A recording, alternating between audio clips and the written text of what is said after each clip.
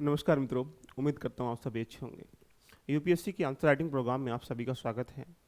आज हम डिस्कशन करेंगे नए टॉपिक के साथ, नए क्वेश्चन के साथ, जैसा कि जानेंगे कि यूपीएससी की इस यात्रा में लगभग जब तक आप 3000 प्रश्नों का अभ्यास नहीं कर पाते हैं तो आपकी आंसर राइटिंग बहुत अच्छी नहीं हो पाएगी। यानी इट मीन्स मतलब 3000 प्रश्नों का अभ्यास करना ही चाहिए, मेरा मानना है। क्योंकि आपकी नॉलेज कितना गेन किया है, उसको इम्प्लीमेंट कैसे करते हैं, ये महत्वपूर्ण सेगमेंट बन जाता है। तो चलिए, आज की इस नव वर्ष की इस पावन बेला पर पहला क्वेश्चन आपके सामने आ रहा है और ज़रूरी है कि आप इसको एनालाइज करें, जो प्रश्न है उसको समझा करें। यदि हमारे सामने यही प्रश्न दिया होता, और दिया ही है, सारे प्रश्न मैं यूपीएससी के और स्टेट पीएससी के लेके आता हूं जो कि लास्ट ईयर में आ चुके हैं। तो यानी पहला चरण होता है कि पहले लास्ट ईयर के प्रश्न को करने का अभ्यास कर लें, फिर जो नए प्रश्न वहां से बनने वाले उनका अभ्यास कर लें। तो आपकी जो लेखन शैली अगर वन टाइम के लिए अगर हम लोग ये देखा भी जाए कि आपने कहीं से नॉलेज कम गेन किया है तो उसको रिप्रेजेंट अच्छी तरीके से कर लेते हैं तो क्वेश्चन को आराम से टैकल कर पाएंगे। तो चलिए, आज का जो प्रश्न है 3 जनवरी का, नए साल का पहला प्रश्न है आज का। प्रतिदिन आपको ये जो आंसर राइटिंग प्रोग्राम है वो मिलता रहेगा। और यदि एक बार कमेंट करके सभी बताइएगा कि अगर आप चाहते हैं कंटिन्यू ध्यान रखना इसको, तो मैं आप सभी को आज डेफिनेटली शाम में ग्रुप में ऐड कर लूँगा। उसके लिए आप कुछ नहीं करना है, नॉर्मली लगभग उसमें 50 सीट्स के अलाउ है, यानी 50 स्टूडेंट को मैं रखूँगा जो बिल्कुल आंसर राइटिंग के लिए बिल्कुल डेडिकेट होंगे। तो वो डेफिनेटली इस प्रश्न को लिखने के बाद 9897540795 पर एक बार कमेंट कर दे कि सर हम आंसर राइटिंग करना चाहते हैं। पर डे आपको एक क्वेश्चन मिलेगा, वहाँ उसको आपको सेंड करना है यहाँ से मेरे व्यू लेने के बाद। उसके बाद व्यू लेने के बाद आप सेंड करेंगे तो वहाँ से उस प्रश्न को देखने के बाद आपको सुधारात्मक कुछ बातें कर दी जाएंगी। क्योंकि मैं इस प्रश्न को दिखाने के साथ साथ आपको एक फिल्म सी बनाता हूँ कि प्रश्न को लिखना कैसे चाहिए, इसमें क्या होना चाहिए, तो मतलब एक रास्ता चल जाता है पता। तो चले, आज का प्रश्न आपकी स्क्रीन पर ये रहा। क्या है क्वेश्चन, बहुत आराम से पढ़ते हैं। GS1 का पेपर क्वेश्चन है और ये यूपीएससी की धर्मशाला से निकला हुआ प्रश्न है। बहुत अच्छा प्रश्न देखने को मिल रहा है। पालने से लेकर कब्र तक जीवन चक्र में महिलाओं के खिलाफ हिंसा होती है, चर्चा करें। बहुत जबरदस्त क्वेश्चन है। मतलब जो पैदा होती हैं, पालना मतलब जब वो माँ के गर्भ से निकलती हैं, ध्यान रखना, गर्भ में एंट्री करने से ध्यान रखना, और कब्र तक जब तक अंतिम संस्कार तक उनका होता है, यहाँ से महिलाओं के प्रति या महिलाओं के खिलाफ हिंसा होती है, चर्चा करें। बहुत बेहतरीन प्रश्न है देखने के लिए। अब ये जो इसमें बेसिक बातें हर किसी इंसान को पता होती हैं कि महिलाओं के लिए अत्याचार होता है, अपराध होता है, वहाँ समानता नहीं है, समानता उन लोगों के लिए, अवसर की अपॉर्चुनिटी इक्वलिटी नहीं है, वहाँ कई प्रकार की, ध्यान रखना, मूलभूत बातों से आप इसका वर्णन कर सकते हैं। लेकिन आप यूपीएससी एस्पिरेंट हैं, यूपीएससी एस्पिरेंट के दिमाग में, जहन में एक आइडिया आता है कि किस तरीके से मैक्सिमम डायमेंशन को कम शब्दों में संक्षिप्त तरीके से उसको लिखा जाए। तो यूपीएससी आपको बांध देता है, शब्दों की सीमा में बांध देता है, टाइम की सीमा में बांध देता है। तो यहाँ हमें एक बंधन में बंधा हुआ है यूपीएससी से। नहीं तो हम ओपनली चर्चा कर लेते हैं, हाँ भाई, जब बच्ची की पेट में चल जाता कि बच्ची, तो लोग, बहुत से लोग मार देते हैं, कन्नड़ भ्रूण हत्या कर देते हैं, उसके बाद बाल हत्या, बहुत सारी समस्याएं आप जानते हैं। बेसिकली ये बुढ़ा हो जाएगा कोई व्यक्ति, महिला, तो उसको वृद्धाश्रम में छोड़ आते हैं। तो ये बहुत सारे डायमेंशन बन सकते हैं चर्चा करने के। लेकिन हमें यूपीएससी एस्पिरेंट के हिसाब से कैसे सोचना है, ये एक गंभीर विषय बन जाता है। तो आइए चर्चा कर लेते हैं कि पालने से लेकर कब्र तक, ध्यान रखना, वायलेंस जो होते हैं हमारे वुमेन के ओकर में, तो आपको बताना है कि ये चर्चा करना मतलब, अब यहाँ जो ये वर्ड होते हैं, चर्चा करें, विवेचना करें, या अपनी राय दें, आलोचनात्मक वर्णन करें, ये वर्ड ही प्रश्न की डिमांड को चेंज कर लेते हैं। तो कोशिश करिएगा कि कम से कम एक प्रश्न एक दिन में लिखा जाए, जिससे कि आप 1-1.5 साल तैयारी करेंगे तो लगभग 1000-2000 प्रश्नों का अभ्यास तो कम से कम कर ले, और ये बड़े आराम से आपकी कला विकसित हो जाएगी। चलिए, इस प्रश्न की डिमांड के अनुकूल अगर हम लोग देखें तो पहले हमें इसकी रूपरेखा, यानी एक इसकी सिचुएशन बनाना पड़ेगा कि प्रश्न की डिमांड क्या है, क्वेश्चन आपसे डिमांड क्या करता है। तो 3-4 बातों से इसमें हम लोग डिमांड की भूमिका को समझ सकते हैं। जो महिलाओं के हिसाब से, महिलाओं के विरुद्ध, ध्यान रखना, जो हिंसा हो रही है, कुछ उसके बारे में डिफाइन कर लो। यहाँ लिख सकते हैं कि महिलाओं के बारे में या महिलाओं के प्रति हिंसा के विरुद्ध कुछ डिपेंड कर दीजिएगा, कोई रिपोर्ट के माध्यम से, कुछ कह सकते हैं आंकड़े, या कुछ सजेशन दे तो बाद में दे देंगे, लेकिन यहाँ आंकड़ों के आधार पे आप डिपेंड कर दो कि हाँ, ये कुछ ऐसे आंकड़े जो दिखाते हैं कि महिलाओं के प्रति हिंसा होती है। नंबर 2, यहाँ पे विभिन्न कारकों पर वर्णन कर दीजिएगा कि ऐसे कौन कौन से कारक हैं या कारण हैं, ध्यान रखना, जो महिलाओं के हिंसा के लिए मूलभूत तरीके से प्रतिबद्ध हैं, जहाँ से, ध्यान रखना, महिलाओं के प्रति हिंसा होती है, कुछ रीजन दे दीजिएगा। वो लास्ट इस क्वेश्चन की जो डिमांड है वो निष्कर्ष में आप सुझाव के रूप में या कुछ उपाय के रूप में, ध्यान रखना, निष्कर्ष को बना दीजिएगा। इस प्रश्न की पूरी जो स्ट्रक्चर है, पूरी जो फिल्म है वो बन जाएगी। आप 3 बिंदुओं पर अगर काम कर लेंगे तो यहाँ से मैं कह सकता हूँ कि इस प्रश्न को आप आराम से टैकल करने की जो मूलभूत प्रवृत्ति है वो आप लगातार बिल्ड करना स्टार्ट कर लेंगे। चलें, अब बात आती है कि पहला जो कारक हमने लिखा है कि महिलाओं की हिंसा के बारे में क्या करना है। तो यहाँ जब भी आप स्टार्टिंग करें तो स्टार्टिंग करने का पर्पस ये होता है कि आपको इंट्रो देना है 2 से 3 लाइन में। तो इंट्रो इतना ज़बरदस्त होना चाहिए कि जो भी एग्जाम आपकी कॉपी चेक कर रहा हो थोड़ा सा मूलभूत तरीके से प्रभावित हो जाए, आकर्षित हो जाए प्रश्न की तरफ को किसने लिखा। उसके लिए आपके जो रीजनल बातें होती हैं, जो एक व्यक्तिगत बातें होती हैं, उनको हटा के हमें आंकड़ों को ध्यान रखना, कहीं ना कहीं वहाँ पे संस्था के माध्यम से जोड़ कर स्टार्टिंग करना चाहिए। तो पहली लाइन में आप यहाँ से स्टार्ट कर दीजिएगा कि संयुक्त राष्ट्र के द्वारा महिलाओं के प्रति यौन संबंधित समस्याओं को कह सकते हैं कि अपराध या हिंसा के रूप में परिभाषित किया गया है।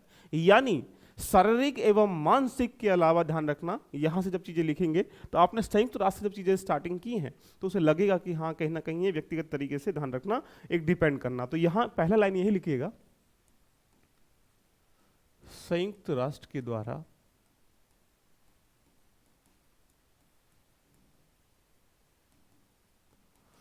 महिलाओं की हिंसा को लिंग आधारित परिभाषित किया गया है। लो जी, एक पॉइंट यहां से बन जाएगा। जब आप इतना लिख देंगे तो आपके दिमाग में थोड़ी सी एक फिल्म सी बननी चाहिए। यहां और भी इस आगे लिख सकते हैं, जिसके परिणाम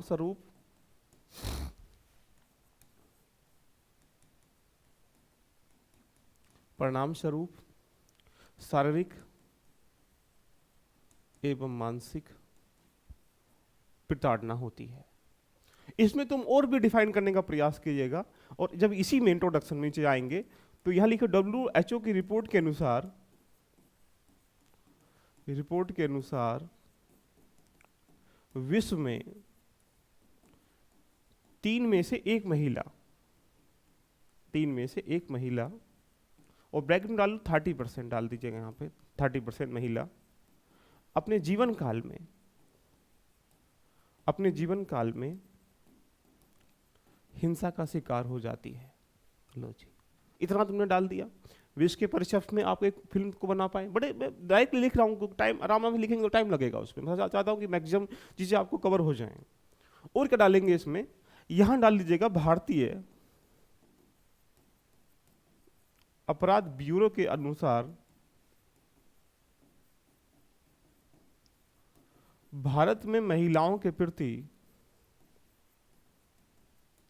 2020 में 56.5% मामले थे, जो 2021 में 63.5% के समथिंग पहुंच गए। तो अब यहां से आपके दिमाग में क्या होगा कि जब इंट्रो को 3 से 4 लाइन में आपने डाल दिया, दिखा दिया कि संयुक्त राष्ट्र महिलाओं के खिलाफ लिंग आधारित अपराध को या हिंसा को परिभाषित करता है, जिसके परिणाम स्वरूप शारीरिक एवं मानसिक जो क्रियाएं हैं वो कहीं ना कहीं अपराध की श्रेणी में, हिंसा की श्रेणी में आती हैं, जिसे WHO के अनुसार यह दर्शाया गया है या कहा गया है, रिपोर्ट में बताया गया है कि यहाँ से विश्व में 3 में से 1 महिला या 30% महिला जो है अपने पूरे जीवन काल में कहीं ना कहीं हिंसा के खिलाफ या हिंसा में लिप्त होती है या अपराध के द्वारा उसके ऊपर अपराध किए जाते हैं। फिर ये दिखा देंगे आप उसी लाइन के नीचे, ध्यान रखना, कि भारतीय अपराध ब्यूरो के अनुसार 2020 की रिपोर्ट में दर्शाया गया कि 56.5 मामले महिलाओं के प्रति हिंसा के हुए हैं, जो 2021 में लगातार, ध्यान रखना, वो 63-64 के आसपास, ध्यान रखना, मामले हुए हैं। तो जब आप इतना इंट्रो में लिखेंगे तो आप एग्जामिनर को क्या बता पा रहे हैं, भारत के परिचय में बता दिया, विश्व के परिचय में बता दिया, हिंसा क्या होती है आपने ये बता दिया, तो आपने पूरा फिल्म को 3 से 4 लाइन में जो लिखा है तो बड़ा आकर्षित प्रश्न आंसर बन जाएगा आपका। चलिए चलते हैं। जब कमेंट करके दोस्तों जरूर बताएं कि आपको जो सीरीज है कैसी लग रही है। अगर आपका प्यार लाभांकित आप हो पा रहे हो, प्यार मिलता रहेगा, तो ये सीरीज लगातार चलती रहेगी, या ध्यान रखिएगा। और आप 1 महीने में अगर 30 प्रश्न लिख पाते हैं तो 6 महीने में आप सोच लीजिएगा लगभग 200-250-300 प्रश्नों का अभ्यास कर लेंगे आप लोग। ठीक है, अब यहाँ से मूलभूत जो इसका हम लोग मेन पार्ट कहते हैं, जो इंट्रो पार्ट, जिसका हम लोग कह सकते हैं कि मेन बॉडी जो उसको लिखना होता है, तो यहाँ आपके जो महिलाओं के खिलाफ जो हिंसा है, ध्यान रखना, वो कई प्रकार की हो सकती है। महिलाओं के खिलाफ हिंसा, आप देखेंगे तो आर्थिक रूप से भी आर्थिक कारक भी है, सामाजिक कारक भी है, कानूनी कारक भी है, विकासात्मक कारक भी है, ये सारे ध्यान रखना। और उसके बाद जो हमारे पास धार्मिक कारण कह सकते हैं, ये भी कहीं ना कहीं एक कारण है, ध्यान रखना, आप सब जानते हैं। तो ये कुछ कारकों के रूप में यहाँ डिफाइन कर सकते हैं कि महिलाओं के प्रति जो हिंसा के मुख्य कारक हैं वो सामाजिक, आर्थिक, राजनीतिक, भी कानूनी, विकासात्मक, धार्मिक कारणों से कहा गया। जैसे अब यहाँ लिख देंगे जैसे। अब पहला पॉइंट क्या लिखेंगे, पॉइंट टू पॉइंट पे काम करेंगे, आपको मजा भी आ जाएगा। जैसे पहला कारण क्या है, कन्या भ्रूण हत्या, ध्यान रखना, कन्या भ्रूण हत्या, ये पहला कारण लिखेंगे। इसमें एक लाइन डाल देंगे, क्या कारण है, ध्यान रखना। आप जानते हैं कि कन्या भ्रूण हत्या होने की वजह क्या है, क्या रीजन है कि लोग अपने अपने गर्भ में, ध्यान रखना, बच्चियों को या बालिकाओं को मार देते हैं। उसकी वजह क्या है कि लड़कों को वरीयता देते हैं। वरीयता देने की वजह क्या, ध्यान रखना, आप देखा जैसा कि जानते होंगे 100 पुरुषों पर कितनी महिलाएं आज के समय हैं, या जब देश आज़ाद हुआ उस समय कितनी महिलाएं, कुछ आंकड़े यहाँ डिपेंड कर देंगे। तो पहला कारण लिखेंगे कन्या भ्रूण हत्या का होना है, वही ध्यान रखना, अपराध को कहीं ना कहीं जन्म देता है। नंबर 2 है यहाँ पे सबसे जबरदस्त पॉइंट है शिक्षा की कमी, ध्यान रखना, शिक्षा की कमी या शिक्षा की कमी होने के कारण भी कहीं ना कहीं अपराध लगातार पनपते हैं, क्योंकि इक्वलिटी पैदा नहीं हो पाती है। इसकी वजह क्या है, शिक्षा की कमी क्यों है, तो इसके पीछे भी बहुत सारे कारण आप लिख सकते हैं। जो रूढ़िवादिता होना, समाज का एक प्रकार से प्रथाओं में लीन होना, ये सामाजिक जो क्रियाएं हैं उसमें कहीं ना कहीं इन सब चीज़ों को इन्वॉल्व कर लेना, तो दूसरा कारण आप इसको लिख देंगे। तीसरा पॉइंट जो इसमें निकल के आ जाएगा वो यहाँ से आ जाएगा बालिका विवाह। तो बालिका विवाह होने का भी मूल कारण क्या है, कहीं ना कहीं हिंसात्मक बालिका विवाह, ये भी एक इसका प्रकार से लिख देते हैं। क्योंकि हर कोई परिवार ये सोचता है कि लड़कियां हमारे ऊपर बोझ हैं, कहीं दूसरे घर जाएंगी तो हम ही उसका बोझ जीवन भर क्यों उठाएं, तो जितनी जल्दी हो सके उसको अपने घर से विदा करने का प्रयास करते हैं। तो इसलिए बालिका विवाह करना भी इसका मूल कारण है। और जब बालिका विवाह करेंगे तो उसमें समस्या क्या आती है, दहेज की आती है, पेट्रा कह सकते हैं डोरी व्यवस्था। तो दहेज प्रथा भी है, दहेज प्रक्रिया भी, ध्यान रखना, कहीं ना कहीं हिंसात्मक का एक पूरा वर्णन है। उसके बाद अगर हम लोग मूलभूत अगला पॉइंट पे अगर जाएंगे तो और क्या कारण बनेगा, सब लोग एक बार इसके अलावा आप लोग लिखिएगा सेक्सुअल हरेसमेंट, ध्यान रखना, उनके एक प्रकार से कह सकते हैं यौन उत्पीड़न होता है, चाहे वो काम के प्रति हो या कैसे प्रति हो, ध्यान रखना। तो यौन उत्पीड़न भी क्या है, सेक्सुअल हरेसमेंट भी क्या है, एक अपराध का या हिंसात्मक मूल का एक कारण है। और बताओ यहाँ से जो क्या कारण है हिंसा का, जो बुजुर्ग महिलाएं होती हैं उनको हम लोग क्या कर सकते हैं, बोझ समझते हैं बुजुर्ग महिलाओं के प्रति, महिलाओं के प्रति, क्योंकि उस वृद्धाश्रम में छोड़ जाते हैं, ये भी एक मूल क्या है, हिंसात्मक एक इसका रीजन है। और इसके साथ साथ और भी हम लोग लिख सकते हैं, जैसे प्रतिकूल कानून या सामाजिक नियमता का ना होना। तो यहाँ लिख सकते हैं कि प्रतिकूल कानून ना होना, ध्यान रखना, कानून होने के उपरांत भी इतने अपराध लगातार बढ़ रहे हैं, रिपोर्ट दिखा दिया मैंने, तो यहाँ पे कहीं ना कहीं ये भी एक कारण है। तो कुछ जब आप मूलभूत इतने कारण लिखेंगे तो एकदम समझ जाएगा कि कहीं ना कहीं मल्टी डायमेंशन से प्रश्न को लिखने का अभ्यास कर रहा है, तो वहाँ से आपके दिमाग में फिल्म बनती हुई चली जाएगी। अब चलते हैं लास्ट कंक्लूजन की तरफ, निष्कर्ष की तरफ, क्या होना चाहिए, क्या बोलेंगे बताइएगा। सब लोग कमेंट करके जरूर बताएं और लिख के भेजने का प्रयास जरूर करें। आपको छोटा सा प्रयास किया गया, कहीं ना कहीं आपको बढ़ाने के लिए मोटिवेट भी करेगा और आगे बढ़ाने के लिए आपको प्रेरित भी करेगा, ध्यान रखना। तो यहाँ से पहला प्रयास क्या है, जो प्रवर्तन हमारे यहाँ कानून है, ध्यान रखना, इन्फोर्समेंट जो हमारे कानून हैं, कैसे कानून, ध्यान रखना, जैसे विवाह के कानून हैं, तलाक के कानून हैं, या संपत्ति के कानून हैं, एक प्रकार से कह सकते हैं यहाँ से भेदभाव के कानून हैं, जो भी भेदभाव के कानून हो, विवाह के कानून हैं, या तलाक के कानून हैं, या कोई संपत्ति का कानून है, ऐसे कानूनों को कहीं ना कहीं ध्यान रखना बेहतर प्रबंधन के साथ ध्यान रखना लागू करने की आवश्यकता है, क्योंकि ये लागू बेहतर प्रबंधन से नहीं हो पा रहे हैं, ये आप भी जानते हैं। तो बेहतर प्रबंधन से लागू होंगे तो कहीं ना कहीं महिलाओं को, ध्यान रखना, हिंसात्मक चीज़ों का शिकार नहीं होना पड़ेगा। नंबर 2 यहाँ से क्या लिखेंगे, और सब लोग कमेंट करके जरूर बताएं, फाइनेंशियल इंडिपेंडेंट जब महिलाएं होंगी तो स्वतः अपना निर्णय ले सकती हैं। तो यानी कह सकते हैं कि महिलाओं को फाइनेंस इंडिपेंडेंट करें, यानी कह सकते हैं वित्तीय प्रबंधन के साथ अगर वो इंडिपेंडेंट हो जाएंगी तो अपने जो डिसीजन है, ध्यान रखना, क्या खाना है, क्या पहना है, क्या करना है, वो स्वतः ही ले पाएंगी। और बताइएगा वहाँ जो उनको स्किल्ड किया जाए, स्किल्ड मतलब कह सकते हैं कि उनको एक प्रकार से उनके मानसिक विकास की वृद्धि की जाए, या उनको ऐसी क्षमता का उनके अंदर निर्माण किया जाए, ध्यान रखना, जिससे कि वो हिंसात्मक का शिकार होती ना हो। इसके दो वजह हो सकते हैं, स्कूल माध्यम पर भी और घर पर परिवार के माध्यम से भी। परिवार अगर बच्चे का विकास बेहतर तरीके से करेगा तो वो कहीं जनता के प्रति, समाज के प्रति अवेयर रहेगी, ध्यान रखना, कि कैसे मुझे अपना जीवन यापन करना है, कैसे नहीं करना है। यदि वो गुलामी की जंजीरों में जकड़ी रहेगी, ध्यान रखना, महिलाएं, तो क्या होगा, कहीं ना कहीं अपराध में या फिर हिंसात्मक चीज़ों से, ध्यान रखना, नहीं कर पाएंगी। और क्या होगा, बहुत सारे कारण ये हो सकते हैं, कभी कभी जो हिंसा होती है, ध्यान रखना, उसकी पुनरावृत्ति होती है। तो कभी भी कानून को संवैधानिक स्तर पर या किसी स्तर पर, ध्यान रखना, हिंसा की जो पुनरावृत्ति हो रही है लगातार, उन्हें हम कम करना पड़ेगा। एक अपराध यहाँ हुआ, लड़की को जला दिया, मार दिया, पीट दिया, एक अपराध उसी का कोरिक दूसरा हो गया, ध्यान रखना, दूसरा आफताब निकल के आ गया, दूसरी श्रद्धा निकल के आ गई, तो यानी एक हो गया, ठीक है भाई, कानून को ऐसा प्रबंधन करिएगा जिससे कि दूसरे आफताब या दूसरा श्रद्धा निकल के तो ना आए यहाँ पे, ध्यान रखना। तो हमें क्या करना पड़ेगा, पुनरावृत्ति को रोकना पड़ेगा। और उसके बाद जो लास्ट बनता है, लैंगिक समानता के लिए हमें, ध्यान रखना, बढ़ावा देना पड़ेगा। लैंगिक जो मान्यताएं हैं, लैंगिक जो मापदंड हैं, उनको बढ़ावा देना पड़ेगा। इट मीन्स मतलब हमें यौन शिक्षा को भी आगे बढ़ाना पड़ेगा, कि जब तक यौन शिक्षा हमारे जहन में, दिमाग में, हमारी पढ़ाई में नहीं इन्वॉल्व होगी, तब तक, ध्यान रखना, यहाँ जो इनइक्वलिटी का एक दायरा है लगातार, वो बना रहेगा। तो जब आप इस प्रश्न को बेटा इस तरीके से डिफाइन कर देंगे और इसको मूलभूत बातों से वर्णन करेंगे, तो आपने देखा होगा कि हमने 10-5 मिनट में इतना सब कुछ एक इसके डायमेंशन को कवर कर लिया। इससे ही चलता है पता कि हमने मल्टी डायमेंशन पे काम किया है और साथ में प्रश्न की डिमांड को बेहतर तरीके से प्रबंधन करते हुए लिखा है।